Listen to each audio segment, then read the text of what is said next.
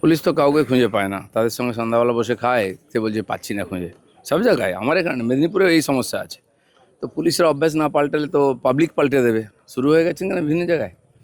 পুলিশের অনেক দিন ধরে এই ধরনের বদভ্যাস হয়েছে, মিথ্যা কথা বলা, নেতাদের সঙ্গে গা ঘষে ঘষে চলা, চোর ডাকাতদের সঙ্গে শেয়ার করা, এগুলো পাল্টানোর দরকার আছে। পাবলিক যেভাবে অ্যাগ্রেসিভ হয়ে বেরিয়ে আসছে, তারপরে কে কাকে বাঁচাবে? পুলিশ লোককে বাঁচাবে, পুলিশকে কে বাঁচাবে? পুলিশের সাবধান হওয়া উচিত। যা ঘটনা ঘটছে চারদিকে, লোক খেপে গেছে এতদিন অত্যাচার সহ্য করতে করতে। তার সব জায়গায় অপরাধের সঙ্গে পুলিশ জড়িয়ে আছে, সে খবর আসছে আমাদের কাছে। কেন পুলিশ নিজের দায়িত্ব পালন করুক, নাহলে জনরোষ এমন হবে যে কেউ কাউকে বাঁচাতে পারবে না। অবশেষে আইনি নোটিশের উত্তর দিলেন অভিষেক বন্দ্যোপাধ্যায় হরিশ মুখার্জি রোডের বাড়িতে কলকাতা পুলিশ গেছিল গতকাল সোমবার দুপুরে। সেখানে হাজির হয় কলকাতা পুলিশের আরেকটি টিম, তাদের আসবাবপত্র নিয়ে। যেখানকার কিছু অনিয়ম আছে সেখানে নোটিশ দেওয়া হয়েছে, তার সঙ্গে সঙ্গে বাকি যে কাজ আইনগতভাবে সেটা পুলিশ করবে, তার সে অধিকার আছে। স্বপন কামিল্লা খুনের ঘটনায় এই বিডিও প্রশান্ত বর্মনের বিরুদ্ধে চার্জশিট দেওয়া হয়নি, এবং তারপরে সেখানে যে গেট প্যাটার্ন দেখা যাচ্ছে, সেখানে গেট প্যাটার্নে দেখা যাচ্ছে প্রশান্ত বর্মনকে বডিটা তুলতে গাড়িতে, অথচ তাকে চার্জশিট। আপনারা বুঝতে পেরেছেন কেন এই অফিসাররা বিগড়েছে? সে ওসি হোক, আইসি হোক, বিডিও হোক, এসডিও হোক, এটা বিগড়েছে কেন? এদেরকে ব্যবহার করা হয়েছে খারাপ কাজে, আর ধীরে ধীরে ওটাকে ওরা স্বাভাবিক মনে করেছে। বেআইন এটাকে আইন মনে করা, নিজের অধিকার ফলিয়ে সব জায়গায় সুবিধা নেওয়া, সব জায়গায় সাধারণ মানুষ বঞ্চিত হয়েছে, অত্যাচারিত হয়েছে। এখন তো কমপক্ষে ঠিক হওয়া উচিত, নাহলে এদেরকে গ্যারেজ করা হবে সব কটাকে, বা আইনের হাতে দিতে হবে।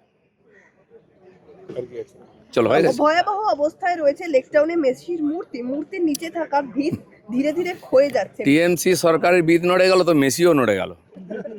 আজ পর্যন্ত সেই মেসির ঘটনার পরে যুবভারতী স্টেডিয়ামে স্পোর্টস যারা প্র্যাকটিস করতেন তাদের জন্য বন্ধ হয়ে গেছে। বাপত্তি সম্পত্তি হয়ে গেছে এগুলো সব, যা ইচ্ছা লুটপাট করো খাও। এবং যে কটা লোক এসবের সঙ্গে যুক্ত আছে, সে প্রাক্তন মন্ত্রী হোক, কাউকে ছাড়া হবে না। যেভাবে মানুষের সঙ্গে দুর্ব্যবহার করা হয়েছে, ধোকা দেওয়া হয়েছে, টাকা পয়সা নয়ছয় হয়েছে, লুট চলেছে, পরিবারের লোকেদের নিয়ে এসে ছবি তোলা হয়েছে, এটা যেন ফ্যামিলি প্রোগ্রাম হয়ে গেছে, বার্থডে পার্টি। মেসির মতো একজন ইন্টারন্যাশনাল প্লেয়ার, তাকে যেভাবে অপমান করা হয়েছে, মিসইউজ করা হয়েছে, এটা আমাদের কাছে খুবই লজ্জার, দুঃখের। সেজন্য সবাই সাজা পাবে। লাস্ট প্রশ্ন, বেহালা সুরসুরা থানা এলাকায় নাবালিকাকে গণধর্ষণের অভিযুক্ত 3।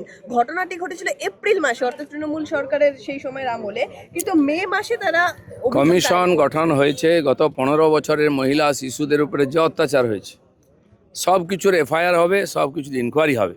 সেজন্য যারা যেখানে পীড়িত হয়েছেন ভয়ে তখন কমপ্লেন করতে পারেননি, এখন আসুন পুলিশের কাছে যান, কোর্টে যান, কমপ্লেন করুন, সব কিছুর সুবিচার হবে। কলকাতা পুরসভা যে সময়সীমা দিয়েছিল অভিষেক বন্দ্যোপাধ্যায়ের সম্পত্তি সম্পর্কে 7 দিনের, আজকে সেটা শেষ হচ্ছে। পুরসভা দেখবে, সময় দিয়েছে, এটা আইনি ব্যাপার আছে, নিয়মের ব্যাপার আছে, তারা দেখছেন, এই ব্যাপারে আমাদের কিছু বলার নেই। দীর্ঘদিন ধরে দেখা যাচ্ছে যে তৃণমূল সরকারের সময় বিভিন্ন ধরনের স্ট্যাচু তৈরি হয়েছে। সেই স্ট্যাচু তৈরি করতে গেলে যে সকল পূর্ত দপ্তরের আইনানুগ অনুমতি নিতে হয়, সেসব অনুমতির ব্যাপার নেই, হিসাবের ব্যাপার নেই। যেখানে সেখানে স্ট্যাচু বানানো হয়েছে কেবল পয়সা কামাবার জন্য।